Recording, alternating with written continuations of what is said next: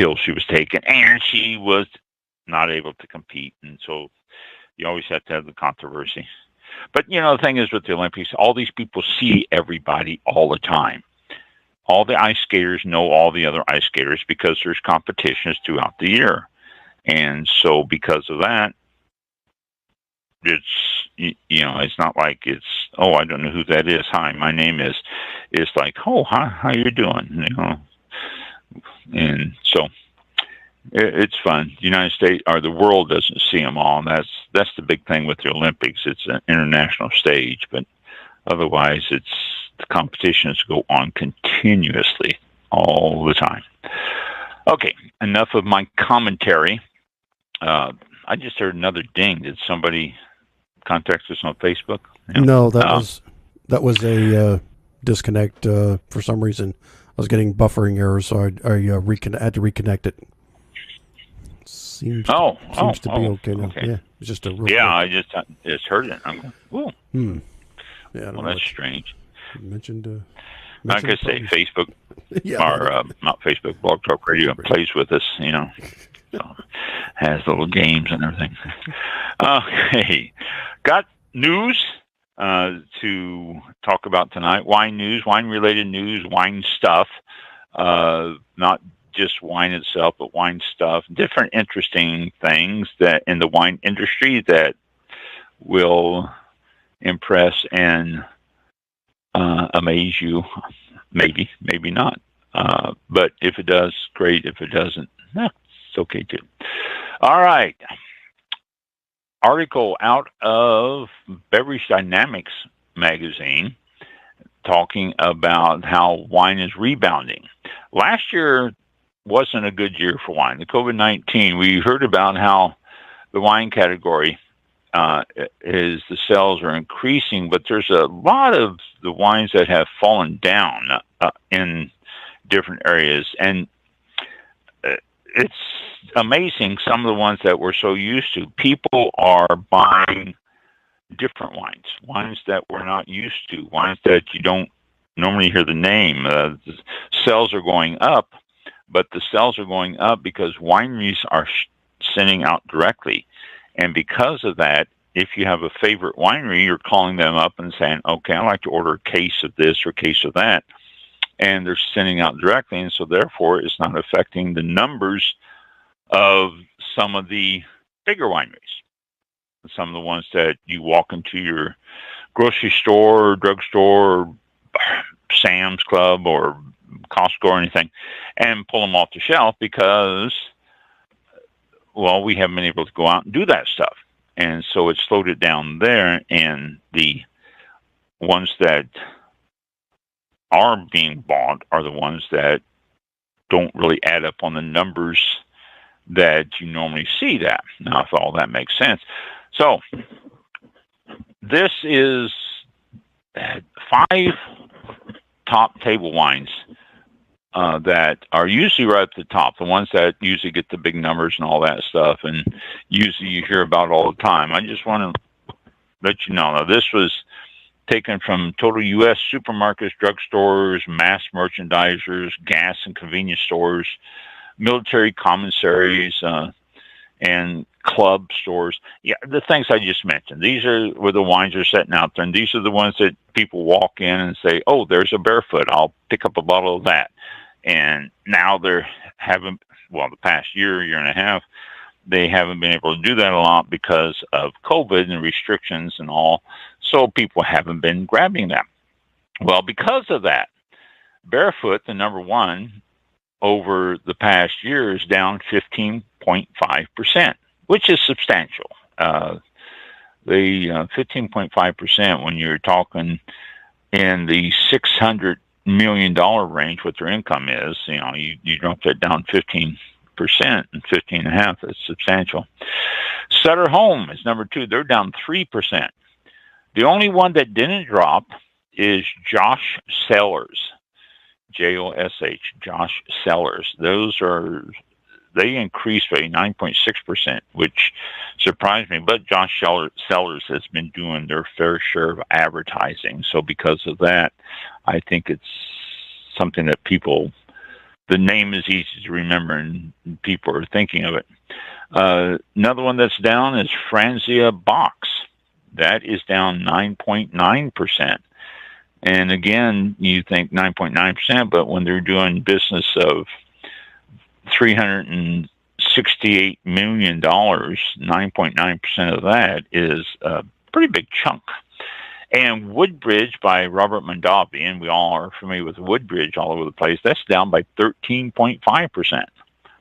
So it's amazing. Total table wine market, and these are all classified as table wines, is down 6.8%. So it's taking its toll. It's not the boutique wineries or all that, the ones that you can order directly from and people are. It's these big ones where you pick up at your local store, things like that, that has felt the crunch of not having people able to walk by their display and grab a bottle. So I just thought that was an interesting little trend there. Okay, let me get rid of this and go on to the next one. And the next one is advertising. Advertising to get the word out, to get things out there and all that. And they've been trying different things. And the latest one they have is Elizabeth Banks, who is an actress, and she is holding a snake. And in the video, Elizabeth Banks says, who's an investor in the company and its chief creative officer, announced that running a sustainably sourced wine business is about giving back. So she said that's why Archer Roos, which is the name of the company, Archer Roos, is offering a special giveaway. For every 100,000 cases of wine you buy, you'll be sent a free live snake. Yeah, okay. Well, it's sort of a tongue-in-cheek thing for all the promos that they're doing all the time for everything else. And Archer Roos is a canned wine company, so they're trying to get their name out there and trying to do something just to, well, poke fun at all the other stuff. And it goes on and says, that's right, a live snake of our choosing, sent right to your door while supplies last. Because we believe wine can make the world a better place, and you deserve the snake of your dreams. And so it's a joke. And the executive team admitted to, would not admit to anything of the sort on the conversation about sending out a snake, that it was a joke, but it just basically is a joke. And you see all sorts of stuff out there about different companies offering prizes, gift cards, and things like that. So Archer Roos is doing their thing, offering a snake for every 100,000 cases of Archer Roos wine, which they come in 4 different styles. So, it's, you get, 250,000 of each style. So you get your, 100,000 that way. And, you get your free snake. They, and you say they send it to you. Well, Google told us that you can't ship a live snake through UPS or the U.S. Postal Service, and snakes are classified as non-mailable live animals. But FedEx does take non-venomous reptiles. They will ship non-venomous reptiles, so you can get it shipped to you. FedEx will do it. But I just thought that was funny that they're playing the game. The snake video has gotten 56,000 views on Banks' Instagram account alone, and 7,000 views on Archer Roos's account. And so it's getting out there to the people. They said if you want to do it, well, let's see. This paragraph says the chances that anyone will take up on the offer are slim to none, but the suggested retail price for 100,000 cases of Archer Rouge canned wine is $10 million. That is before tax and shipping. I would think that they would pick up shipping. I mean, if you're going to order 100,000 cases of their wine, I think they would pick up shipping. But, you know, 10 million before tax and shipping. Place your order, go to the website, call 1-555-3-SNAKES, SNAKES.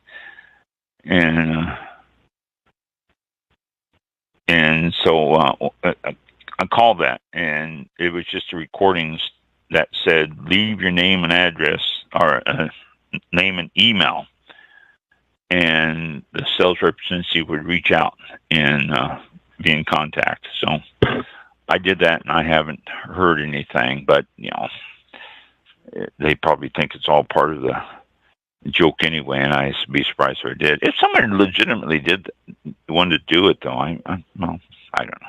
Well, but a fun thing there, just a fun thing. Elizabeth Banks is joining them and offering a free snake for 100,000 cases of wine. That's right, 100,000 cases, is that? Yeah, 100,000 cases. So you can get more than one. Your choice, too. It says, you know, your choice of non-venomous. So that's pretty cool. You know, get to ask for a very rare python or something like that. Enduring wine myth. This is an interesting article. I found it interesting because they talked about a couple of my, I don't want to say pet peeves, but a couple of my questionable things. It's said that almost all myths are eventually dispelled. And at one point, they become more convenient than the truth, so therefore you just accept them and go along with them. And nobody ever questions them or anything else. And that has happened in the wine industry for a long time, a lot of these myths. A good example, back in the 70s, it was common knowledge that the finest wines in the world come from France. And everybody else was secondary or tertiary to French wine. And then the Judgment of Paris happened in 1976, where American wines were picked number one in Cabernets and in Chardonnays. And it was like, oh my gosh, you can't be serious. But yeah, that's what happened. And the French tried to put all sorts of reasons why this was not true. And they said that in the case of the Paris judgment, the judges had no experience with American wines or California wines. And the ratings was based on the fact that they probably thought they were tasting French wines. And so therefore the scores came in because they thought they were tasting French wines, not California wines. And they had zero experience with California wines, so they simply awarded the points to the wines with greater intensity, which would be French wines. But California wine stepped in there and says, ha, we fooled you. We've got ourselves some great wines here. And you liked them whether they were California or not. And that really surprised them all. The wine tasting world learned that California can be just as interesting as everybody else. And so therefore the myth that the French was the best was destroyed. And Americans have taken this to the bank. I'll tell you what, they have cashed in on this. That happened in 1976, and the Americans and the American wine industry still talk about it. And so it was, you know, a good thing. The 100-point scoring system is something that is used all over. It's another. Oh, my engineer just came in and poured me some wine. What is this? Urgency, the Cabernet Sauvignon Urgency of 2020, out of, I have no idea where, out of California, of course, because that's what I buy most of the time. It says, even before the Urgency vineyard was planted, Clay Shannon's instincts told him that the blend of volcanic soils would produce full, rich flavors, and long, warm summer days would ripen the grapes perfectly. This special piece of dirt creates wines that do not require long aging, and lush flavors show well upon their release. So, produced and bottled by Shannon Family of Wines, Kelseyville, California. Not sure where Kelseyville is exactly. It is how much alcohol? I don't know. It has to say somewhere because it is required by the law. Here it is, 13.9% volume. So, Urgency out of California. Why wait to enjoy? Attack life with urgency. So, let me, thank you. My engineer just brought me I just my taste for tonight. Kelseyville, in case you're wondering, is located just southeast of Lakeport, California. Okay. Oh, that helps. Oh, it's located. Okay, it's located northwest of Sacramento, near what is it, Mendocino National Forest. Northwest of Sacramento. Yeah, quite a bit between that and the Pacific north. In the northwest part, closer to the Pacific than Sacramento. North of Napa. North of Santa Rosa. Let me see where am I at here? Napa. Where's Napa? Anyway, it's over there. Where in the heck is? Yeah, St. Helena. Yeah. Okay. Good legs on this for those of you who are ones who like to see legs on the glass. That's some nice legs on this. Mini and rather slow. Good dark, rich color. Oh, yeah. I always look down through the wine to see if I see my fingers, and I can't see them at all through this. This is really a pretty dark wine. And nose is, I don't know. Hint of chocolate. And classic cab dark berries, but I'm not picking up any particular one, just a berry nose and a slight hint of chocolate. And the taste,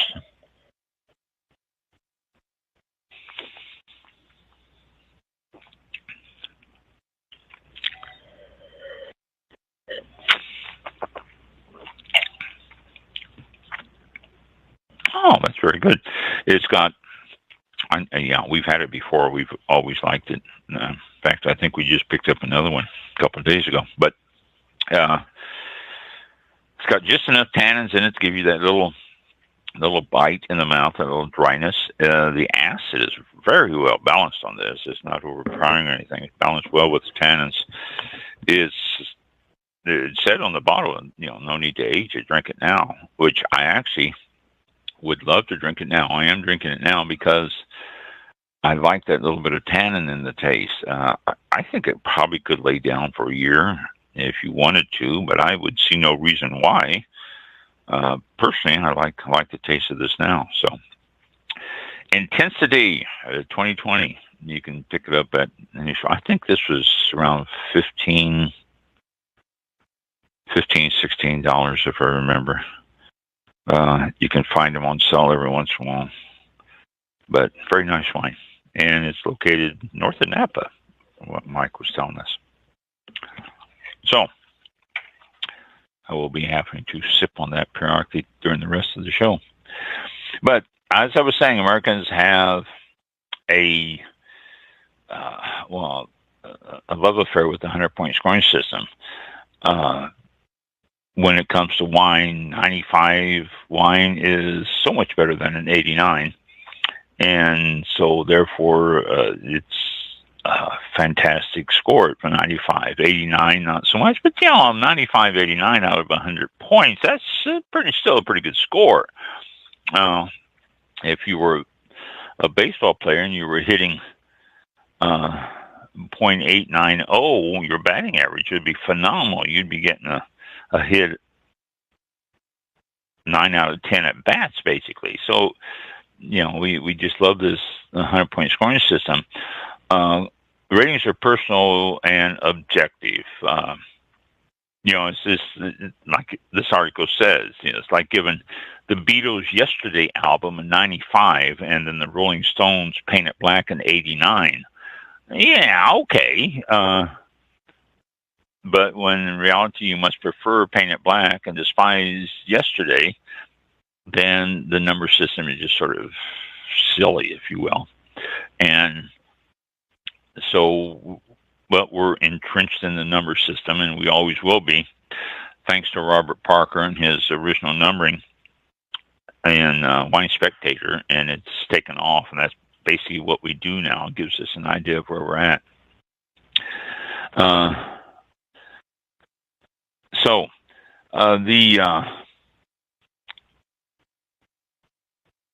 Let's see. Perfectly possible to evaluate wine in a different way. It won't work though because people are just too entrenched in what we do now. We embrace the 100-point scoring system, and it is going to be with us. There's other ways we can define wines and talk about it, but it's not going to happen. So, speaking of myths of wines, the 100-point scoring system is the way we're going to do it, even though it's not perfect. It is something that everyone is used to. And the sad thing about the 100-point scoring system is not everybody scores the 100-point scoring system the same. Wine Spectator starts at 50, and I think now they're up to starting at 70, but Wine Enthusiast, I think, starts like at 80 or something like that. And, it's just different places have different point scoring systems and all that. So if it were consistent all the way around, then I would be more enthusiastic about it. It's like, and if I could editorialize for a moment here, Canada has a number system for their wines, and the number system tells you that if it's I think it goes up to 5 or 6, and you Canadians are listening, correct me if I'm wrong. I think it goes up to 5, maybe 6. And if it's a 1 or 2, then it's a dry wine. If it's a 3, it's a medium dry. If it's a 4, it's sweetener. If it's a 5, it's a sweet wine. And in practice, that would be a great method to judge how sweet a wine is. But from what I understand, there are no national standards on that. There is nothing in Canada that states if it's got this much residual sugar, it should be this. And if it's got this much, it should be this. And so therefore, leaving it up to the wineries to rate those an amount of residual sugar. Now, there's guidelines, but there's nothing more than that. So from what I understand, you can give it a 4 when it really deserves a 3, or even a 4 if it deserves a high 2, because you want people to get it, because people tend to like the sweeter wines and you want to sell it. That's my problem with that system. Excuse me. So, if it's a standard system for everything, I have no problem with numbering systems, but a lot of times it isn't. Here's another myth that this person brought up here, though, in this article, is the fact that when storing wines, is in 2021, a brainy colleague of mine, Deborah Parker Wong, brought up another myth that has been repeated as gospel. When storing wines, all bottles must be laid on their side to keep the corks moist and preventing from oxidizing. Research papers going back as far as 2005, however, have clearly demonstrated that this is simply not true. Not only is there more than enough humidity in bottles to keep corks intact and wine fresh, researchers found that wine bottles are probably better off stored upright. If, however, you are storing wines for a long-term maturation, you still need to keep bottles as close to optimal temperature, that's 55 to 60 degrees, as possible, because temperature, more than anything, is what affects wine quality during long-term cellaring.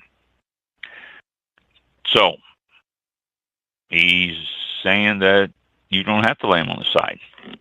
I probably am still stuck in the old school on that because I really think you have to. And so, take it as you will on that, but I really think, laying them on the side is going to keep that cork moist. And I've seen dried out corks before, and it's not nice. Another thing, and one of the things that really caught my eye on this article, was decanting. And I never have been a big one on decanting wines. I think it's an unnecessary thing to do, simply because, let it breathe. And as far as I'm concerned, you can let a wine breathe just by swirling it in your glass. That's going to let it breathe. Or if you really want it to breathe, pour it from one glass to the other a few times, and that'll get air onto it. So I've never been a real big fan of decanting. And people argue with me up and down about it and all that. And I say, if you want, the idea that you open up a bottle and let the bottle stay open, and that will air it out and let it breathe, and then it will be better, is, to me, always ridiculous. Because how much is that bottle going to breathe at the bottom with that little cork hole at the top? And all that wine, it's not. I mean, let's face it. You'd have to leave that open for a week before you get that much air into it. Well, so I've always been, not one to open up a bottle and let it breathe that way. And then the people say, well, you need to uncork it and then aerate it. Put it in a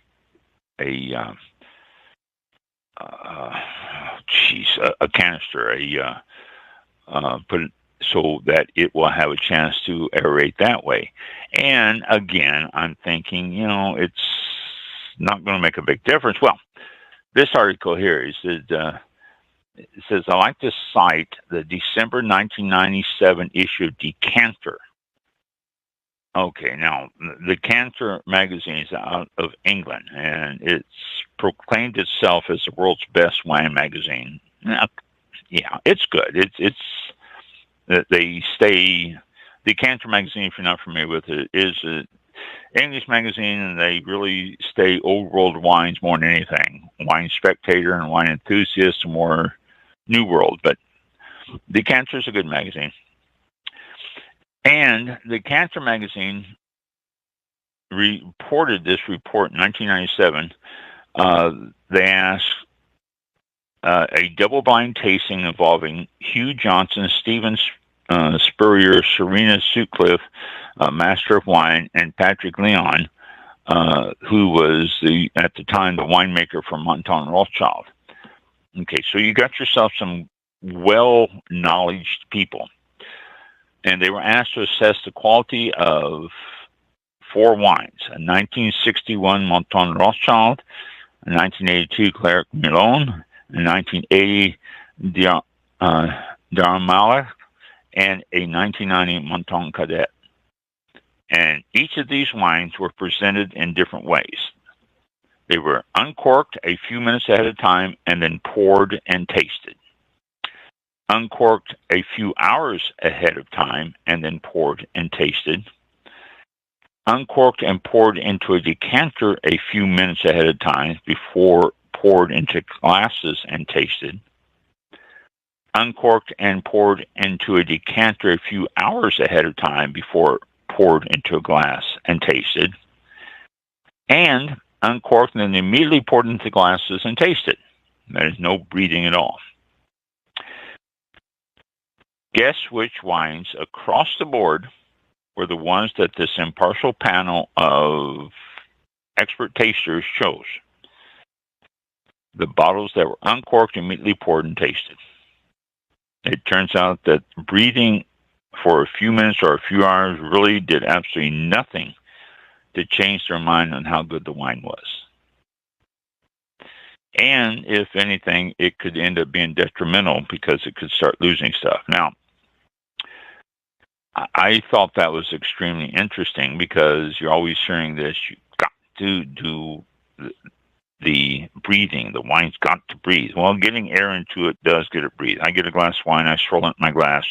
That's breathing. That's going to get the air. That does open it up a little bit. You know, it's just, you can't help yourself. You get a glass of wine in your hand, and the first thing you do is you swirl it. I mean, it does open up the air, the aroma. And actually, if you don't think it's true, you can do that with anything. You can do that with coffee or whiskey or a Pepsi or anything. I mean, it works with anything. Once you start getting air into it, it's going to open up the aroma a little bit more. And it does with wine also. So, but just putting it in the glass and drinking it, aerating it a little bit in the glass, is going to get your taste right there for what you need. And then another thing that they dispel the myth on is cost. Just because it costs more does not make it taste better. And this is something we've talked about on the show before. The wines from, say, $7 to $15, $7 to $18, they're all going to be about the same. You're going to find your different ones that are going to taste a little bit different. But then when you jump up to the $15 to $30, you're going to see a difference in quality there. That's your biggest jump in quality. When you jump on up in prices from there, there's going to be a difference, but it's going to be subtle. And most of the time, you won't really notice the difference. And so the cost doesn't really affect it a lot unless you make that one jump from the 7 to 15 up to 15 to 30. That's where you're going to see a difference. But otherwise, paying $200 for a bottle of wine and a $100 bottle of wine, subtle differences, but not enough to, for most people, not enough to justify the difference in cost. So, just some wine myths that most people are used to. This was written by Randy Caparoso, and he's a full-time journalist, photographer from Lodi, and he's won numerous awards in restaurants and as a sommelier in Hawaii for 10 years, and all sorts of awards and credentials by his name there. So this was not written by somebody who just decided to write an article. He does have himself a lot of creed there to be able to write this article. So, okay, let me go to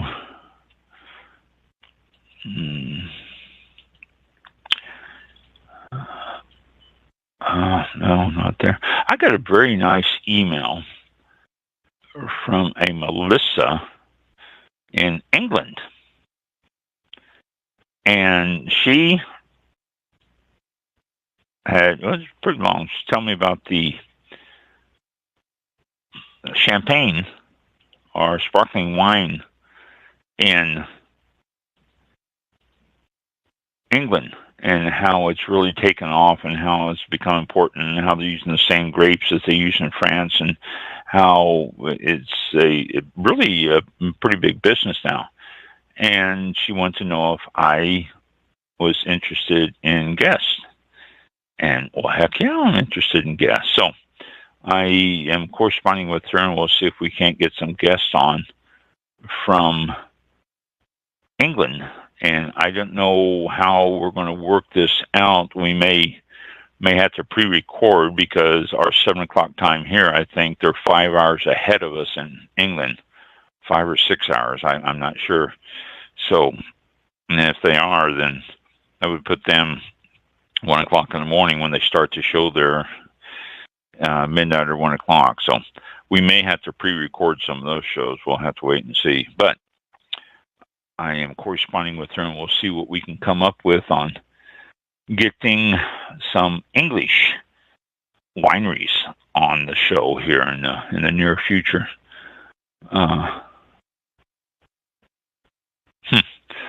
Okay, let me go to this next. Oh, counterfeiting wines. Oh, yeah. This counterfeiting wines is.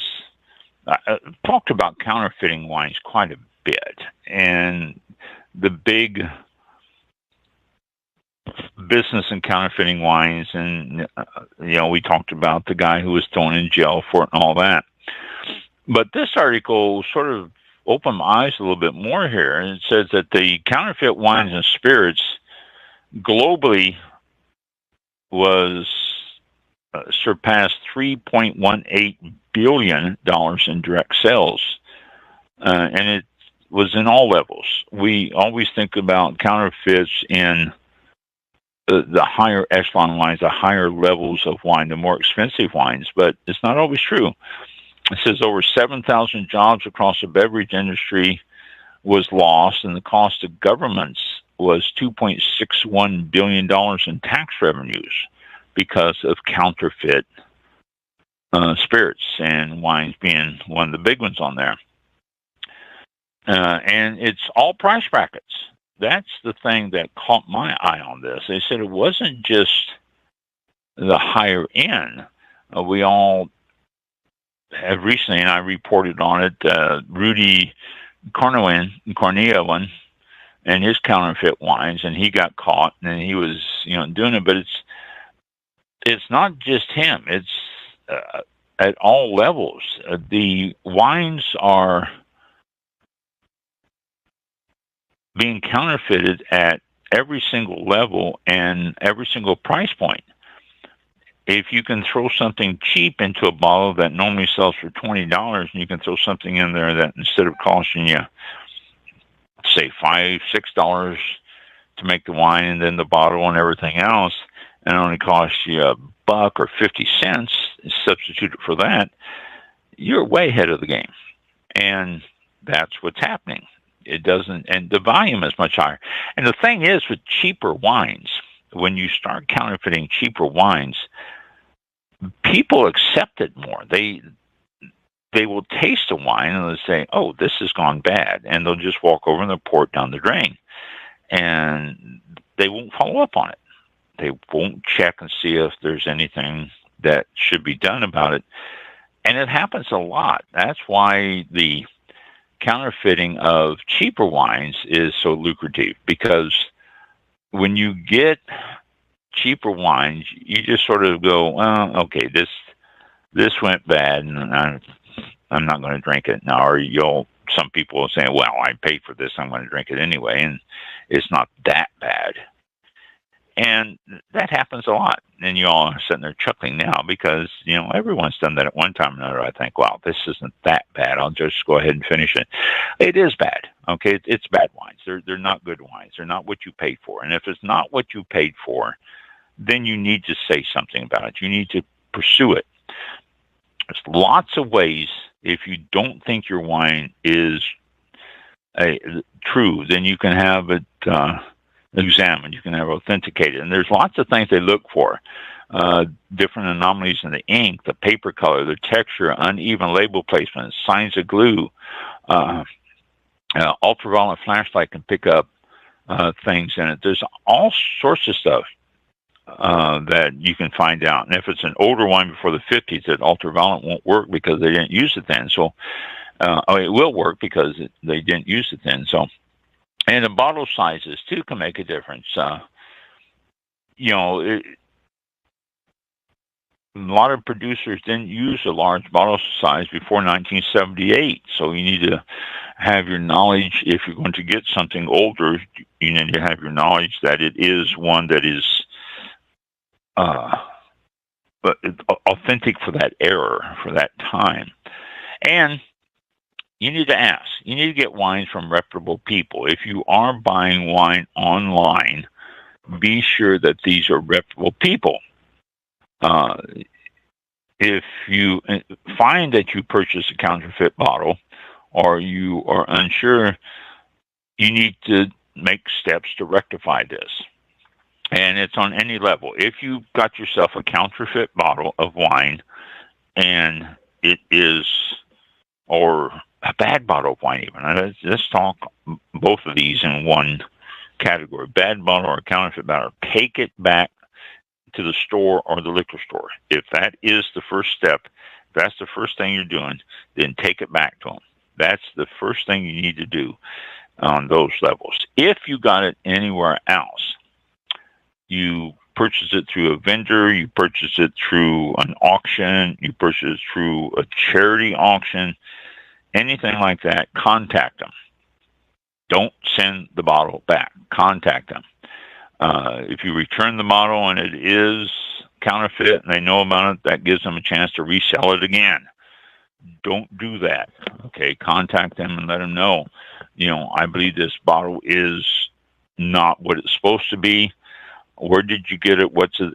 Question them and find out what it is.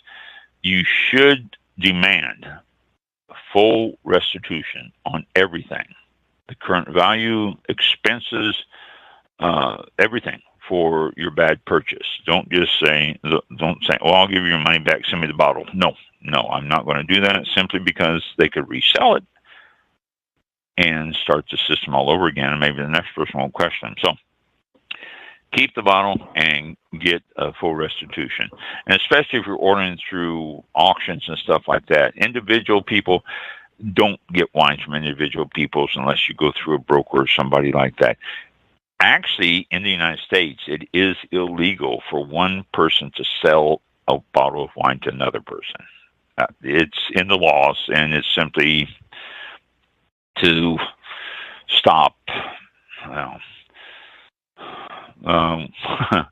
prohibition laws, and when you start doing moonshine and stuff like that, you're not supposed to sell alcohol individually to another individual. You're supposed to have your license and everything else. So if you buy it from an individual, you don't have a whole lot of recourse if it is counterfeit or something. So avoid doing that. Try to go through a brokerage house or some sort of resale house if you possibly can, because in that way that will protect you a lot more against the possibilities of counterfeit. So, like I say, the reason it caught my eye here is the fact that counterfeit, this article said, is not just on the expensive end. It is throughout the industry on all levels. And they mentioned liquors too. They didn't say with just wine, but they said liquors too. There's lots of people who like the older vintage of different liquors, and those could be counterfeit just as easy as wine can. So keep it up front and keep an eye on it whenever you're buying wines. Red wine has been told over and over to us, to me anyway, at the wine, red wine gives me headaches. No. There are theories, most notably that red wine contains histamines, and histamines are a known cause for headaches. But the research from Oregon a few years ago disproved a direct connection between histamines and headaches from the wines. So, it's, for the lovers of 0.0 natural wines, a research paper last year showed that wines bottled without sulfites may actually have more histamines than conventional wines.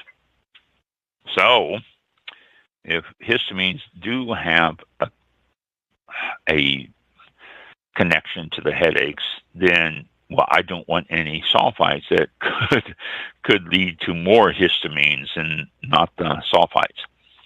Sulfites are used as preservatives. I've talked about this before, and you're going to find it. Red wine headaches are now being connected with phenolics. Phenolic, Phenolics, phenolics. The theory is that that's why it might be the case. First thing they have to do is find a correlation. And that's why there's a crowdfunding request to do research into this.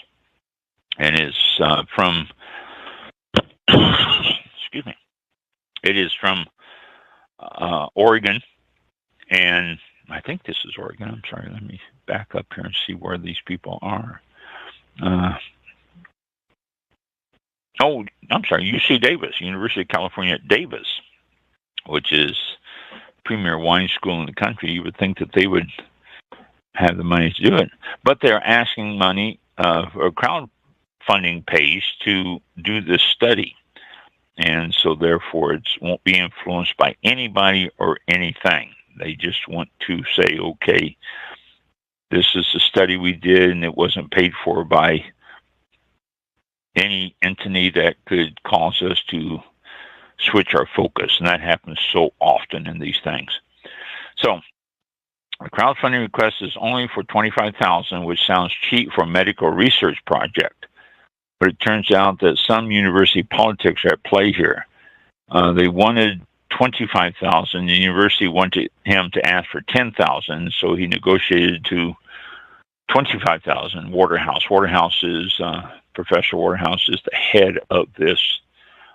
Dr. Andrew Waterhouse, who is a professor of enology at UC Davis, and the project leader, settled on $25,000 as the goal for this.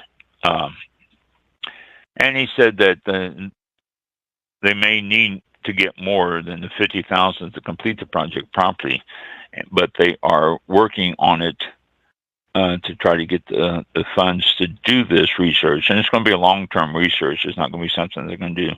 The crowdfunding site will be up through February the 28th, which is only a couple of weeks away, a week and a half away, a little over a week and a half away. So the link is https crowdfund.ucdavis.edu/project/29940. I'll put that up on the Facebook page for anyone who might want to donate anything to it. It's entirely up to you. There, like I said, it's a crowdfunding thing that UC Davis is doing, and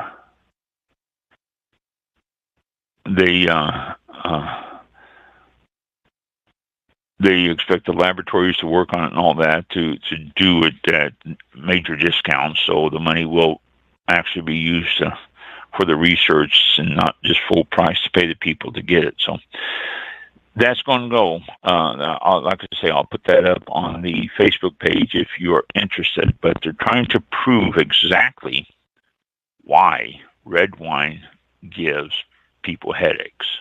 We're going to do some major research. I don't know, maybe you can even volunteer to be a test subject when they get around to doing that. That might be something there that is a possibility. Who knows on that?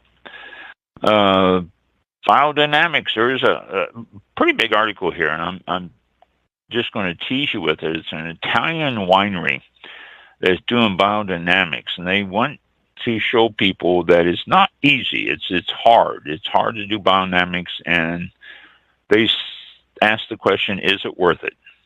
Well, I will just tease you with it. I'm not going to tell you about it right now. I will bring it up and talk about it next week. So it's just something for the future to look at there. It's a good article. I read a lot of it, though, and it's a good article. I'll go into it deeper. Okay, let's see. This is, I want Free the Grapes, Florida. Okay, Free the Grapes bill in Florida since, well, I live in Florida. This is interesting. This is, right now, you can't sell wine in single containers holding more than 1 gallon in Florida. Okay, that is the maximum you can sell them. This bill would remove the size limits of bottles of wine in Florida. Local wine shop owners say they don't think it will impact sales for their business, which it probably won't. You're not going to buy a gallon and a half of wine or something like that. You can buy, the bill would remove size limits of bottles of wine. And they do, however, think it will benefit people looking to throw a party or large event. They also believe it would be beneficial for bars and restaurants. And the House has passed this already almost unanimously with a vote of 117 to 1. I don't know why one person would vote against it, but 117 to 1. What that does, Florida, you cannot get anything over a gallon in one container, so therefore you can't get these great big bottles, the Nebuchadnezzars and the Magnums and the double Magnums and all these real large size. You can't use those. You can't get those in Florida because it is illegal for one container over a gallon. So what this bill would do was open up the chance to get those bigger bottles, which are always fun at weddings or at corporate events or stuff like that, to have one of those big bottles on a table so you can have someone there that pours and decants it for people and all that. So I think that's the reason why they're looking at limiting the size events, because more than likely with all the conventions and everything that goes on in Florida, it would be beneficial to just about everybody to be able to offer the wine bottles in bigger containers. Sting is a vineyard owner. I don't know if you know that or not. Yes, the singer Sting. He has a vineyard in Tucson, Tuscan, Italy, and he is trying to get the Italian Senate to approve a law that citing biodynamics is, let's see how he has this presented. The bill citing biodynamics, which last year, when they approved by the Italian Senate, only needed one more vote in the lower house to become a law. After outrage from scientists who petitioned against it, it has been blocked. According to the Times, wine expert reports, which slammed the singer turned wine producers' methods, have now also been blocked by Italian MPs this week by blocking and amending a bill that would have granted biodynamic methods legal recognition. So we've avoided giving official status to a method that has no basis in science, said Ricardo Maggi, who led the opposition to biodynamics. So Italy does not have a recognition of biodynamics. Sting tried to get it there, and they're blocking it. And it was noted that if left unchanged, the bill would almost certainly have placed biodynamics on equal footing with organic farming, qualifying the method used at Sting's estate and thousands of others for funding and promotion. But the Senate, after it was approved by the Senate, Italian MPs voted to change the legislation immediately, amplifying yet another battle between science and 4,500 Italian farmers. And it's not just vineyard, but it's just the use of biodynamics in the country of Italy itself does not get the recognition. They said if it does, it would be the same as organic. And oh my gosh, you don't want it to be the same as organic. Well, actually, biodynamic, I think, is a step beyond organic. So maybe they should do their reading up on it.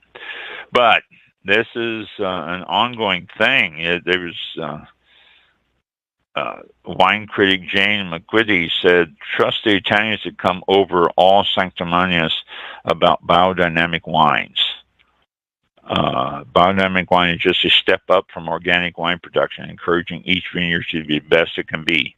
But the Italians say, no, we don't want it. It could be on the level of organic. No, oh well. So that's what's happening with the biodynamic wine industry in Italy right now, which is a little bit silly of them, but who are we to judge? Something else I want to talk about for a little bit here before we go for tonight. This was just last Monday. I read this one. Let's see, today's Thursday, so 3 days ago. Our president has been presented with a bill to scrap the anti-competitive booze laws, which could help small businesses. So, in a 64-page report to the president, the U.S. Treasury found that America's beer drinkers pay up to $478 million per year more than they should. It also revealed that there are significant barriers to entry to the markets for alcohol and that many advantages promised to consumers from previous mergers and acquisitions have never materialized. The missive may give the president the incentive he needs to amend federal legislation to ease entry into the sector and to reduce prices. Okay, the report was named Competition in the Markets for Beer, Wine, and Spirits. And it resulted from his executive order that he issued last summer to find ways to reduce company consolidations and improve competition to protect U.S. consumers, workers, and small businesses. I mentioned that report last year that he was going to work on that, and that he asked for that to be taken care of. It is now in front of him a little bit more, and it's up for debate for, some people. So we'll see. Over 6 months, the Treasury received submissions from more than 800 consumer groups showing interest in these bills. And it's a series of reforms, including stricter merger and acquisition scrutiny by the Department of Justice and Federal Trade Commission.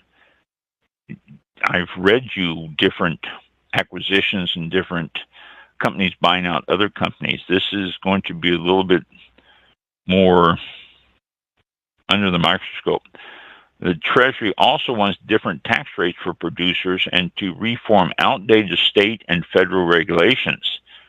And some of these date back to the end of Prohibition back in 1933 in order for new entrants and new wineries to grow in their business. Another thing, the 1933 legislation brought in the three-tier system to separate producers, wholesalers, and retailers. This has created a complex patchwork of rules that individual states have for their own system. We've talked about this three-tier system a lot on this program and how I think it's ridiculous and I hate it. It says that the wide liberalization to state distribution and retail monopolies. The new administration is committed to ensuring an economic environment that promotes fairness and competition. It says one of the most restrictive constraints highlighted is the post and hold system, such as in Connecticut. That was brought in to maintain high prices and discourage consumption at the end of Prohibition. The system requires distributors to publish their price with state officials and then maintain those prices for a given period, usually 30 days. So post and hold laws, that's just one example. There's other states that have that also. But this goes on about a lot of the different stuff. I'm not going to get into it because there are also some really good replies here that talk about it, and there's a couple of links that I went to, and the links are really pretty involved, and there's some interesting stuff in that. So I'm not going to get into it. I will look at it this week, and we'll talk about this next week, about what might come of this and what is the possibilities of this affecting prices. Well, not just wine, but beer and spirits. It's an all-consuming bill that they're looking at. It's craft spirits and beer and wine and everything.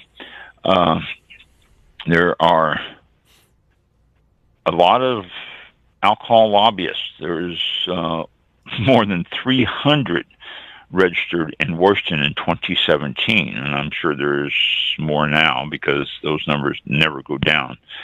So over 300 registered lobbyists for the alcohol sector in Washington, and so they're up there pleading the case to everybody. There's almost enough legislatures. There are enough legislatures for every, well, no, not quite, for every congressman and every representative. So we'll see. I will follow up on this more and report more on it next week, which will be the last Thursday of February, won't it? Yeah, wow. Already. So, wow. Already. That is quick. Yeah. Okay, let me close down some chats here so I can get ready to do the... so that's going to be February 24th. February 24th will be the next show. And okay, good. Let me go back here. Had to boot a couple of people out of chat on Blog Talk Radio because they don't... oh, did you? Oh, yeah. That's okay. We move on. They were being bad people? They did not... yeah, one was for sure. Oh. But hey, you know what? When you have 273,000 listeners to a show over the years, it's bound to... They can't all all be on topic or, behave themselves. That's true. We've found that out now. So, oh well. Yeah. So I guess we can say thanks for listening anyway, but don't chat again. Yeah. So anyway, learned a couple of things about chat. I can ban by IP, the IP address, which I did, and that worked. So did that to one, and was waiting for the other to return, and they never did. So, but I looked them up and go from there. So thank you all for tuning in. Yeah. Thank you all for tuning in. And we'll catch y'all next week, 7 p.m. Eastern Time, right here on Blog Talk Radio, Facebook, and the other one. What is it? YouTube. YouTube. What? Thanks for listening, and have a safe week. Thank you. And happy President's Day. That's Monday, I guess. Isn't it? Yeah. Well, I didn't know that. Well, all right. We should take the day off. We'll take the day off. That's right.